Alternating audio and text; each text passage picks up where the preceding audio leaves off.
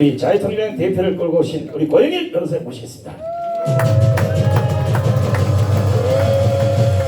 반갑습니다. 자유통일당 대표 고영일 변호사입니다.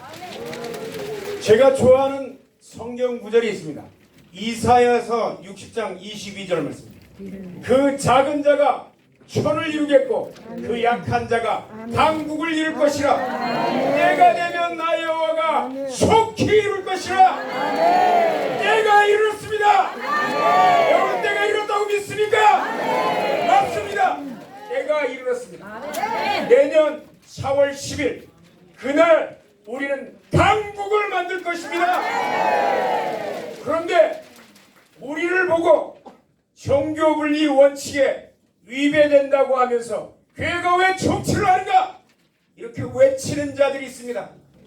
그들은 무식해서 첫 번째, 두 번째는 이렇게 주장하는 자들은 북한의 지시를 받은 간첩들이다. 정교분리 원칙 어디서 나왔습니까? 미국의 제3대 대통령 토마스 제퍼슨에 의해서 이 원칙이 확립되었다고 보는 것이 일반적인 견해입니다.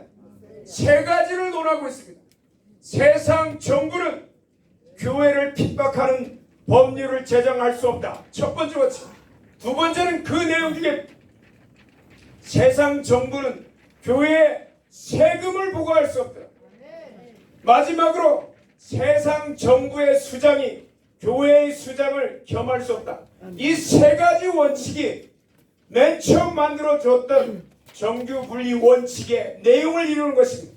이것을 통해서 미국은 수정헌법 1조에서 이 내용을 포괄하는 내용으로 규정을 하고 있습니다. 그러면 미국에서는 이런 내용으로 정규분리 원칙을 이해하고 있는데 대한민국은 정규분리 원칙이 어떤 내용입니까? 교회가 정치하지 말라는 겁니까? 여러분 교회가 정치하지 말라는 거예요? 아니요. 아닙니다. 대한민국에서 맨 처음 정당을 공산당 노동당 말고 민주적인 정당을 맨 처음 창당한 분이 여러분들은 누군지 아십니까? 이승만 대통령. 누구요? 이승만 대통령. 한경직 목사님이 신의주에서 기독교 사회당을 멤버제 창당을 해서 김일성이가 하도 공산화를 시도하니까 교회에서 부르짖어서 기도하니까 그게 막을 수가 있었습니까? 정당은 뭘로 막아야 된다고요? 정당으로. 그래서 기독교 사회당을 맨 처음 창당했고 이게 김일성에서 탄압을 받으니까 기독교 민주당이라고 김관주 목사님을 통해서 평양에서 다시 시도를 하고 이게 발각되니까 평양에 조만식 장로님을 통해서 조선민주당을 창당하게 됐는데 다 기독 정당들인 것입니다.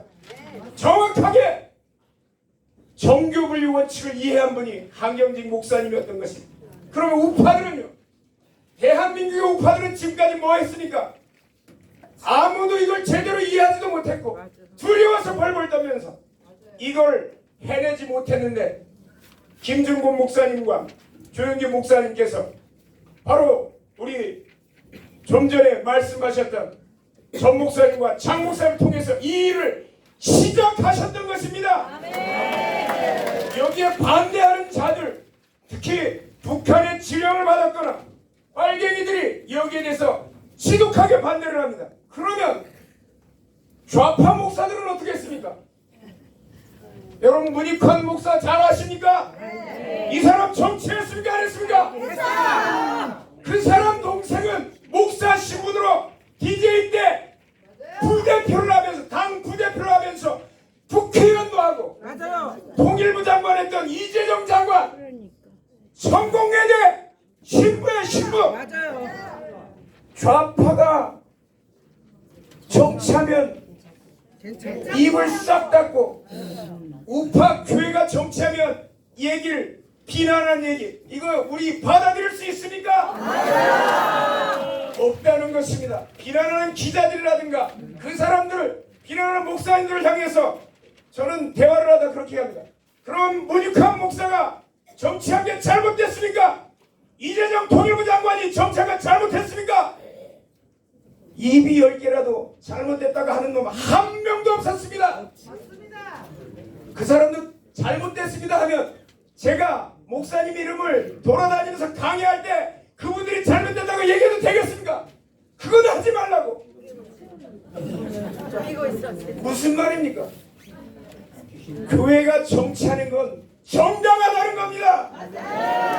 대한민국 헌법도 마찬가지로 국교를 창설하지 못하는 것이지 교회는 뭡니까? 예수 그리스도를 구주로 고백하는 사람들이 모인 집단 아닙니까? 예수를 믿는 사람들이라고 일반 국민들이 정치하는데 예수를 믿는 사람들이라고 정치를 못해요? 헌법 해석상으로도 말이 안 되는 것입니다.